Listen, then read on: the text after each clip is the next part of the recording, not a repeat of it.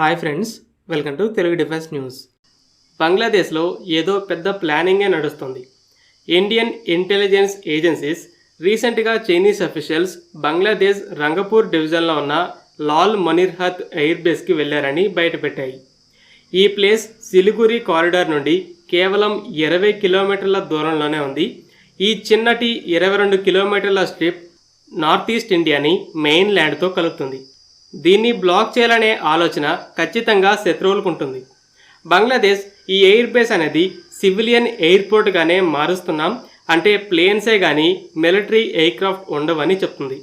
కానీ ఇండియా దాన్ని నమ్మట్లేదు. ఎందుకు? బంగ్లాదేశ్ లీడర్ యూనుస్ కొన్ని వారాల క్రితమే చైనాకు వెళ్ళి $2.1 బిలియన్ డీల్తో వెనక్కి వచ్చాడు. ఈ డీల్లో చైనా రోడ్స్, పోర్ట్స్, ముఖ్యంగా ఈ ఎయిర్పోర్ట్ని కట్టడం కూడా ఉంది.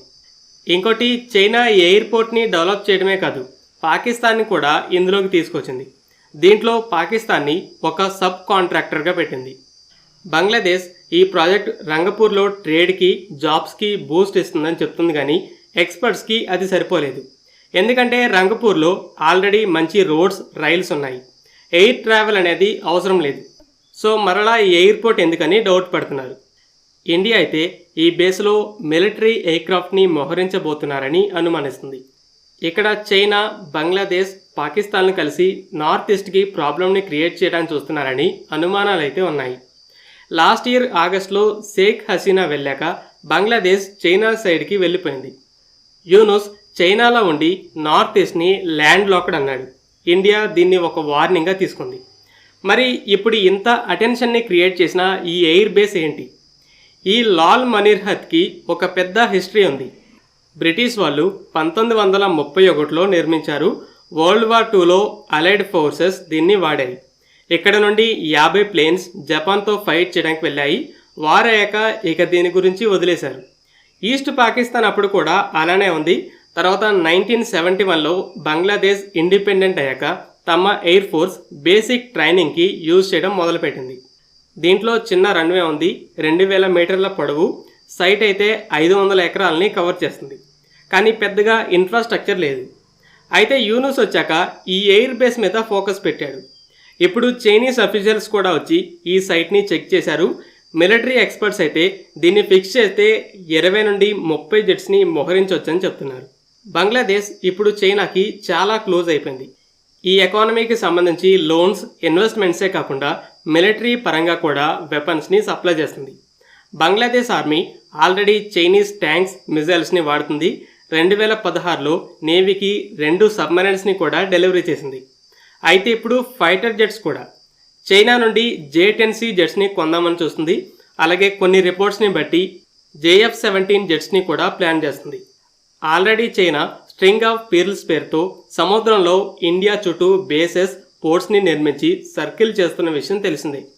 అయితే ల్యాండ్ మీద కూడా ఆల్రెడీ పాకిస్తాన్కి వెపన్స్ని సప్లై చేస్తూ నేపాల్తో కూడా క్లోజ్గా వర్క్ చేస్తుంది. ఇప్పుడు బంగ్లాదేశ్ కూడా ఈ ప్లాన్లో భాగమైంది. మనం ఎక్కువగా ఇండియన్ ఓషన్లో సర్కిల్ చేయడమే చూస్తున్నాం, కానీ ల్యాండ్ మీద కూడా తన ఇన్ఫ్లుయెన్స్తో చుట్టుముడుతుంది. ఇప్పుడు ఈ రంగపూర్లో ఉండే బేస్ సిలిగురి కారిడార్కి క్లోజ్గా ఉండి చైనాకి ఒక స్పై బేస్గా కూడా ఉపయోగపడుతుంది. చైనాకి అరుణాచల్ ప్రదేశ్ మీద కన్నున్న విషయం తెలిసిందే. నార్త్ ఈస్ట్పై దాడి చేయాలంటే చికెన్ నెక్ని బ్లాక్ చేయాలి. బంగ్లాతో చేతులు కలిపితే అది జరుగుతుందనే ఆలోచనలు కూడా ఉండొచ్చు. ఇటు బంగ్లాకి కూడా నార్త్ ఈస్ట్పై కన్నుంది.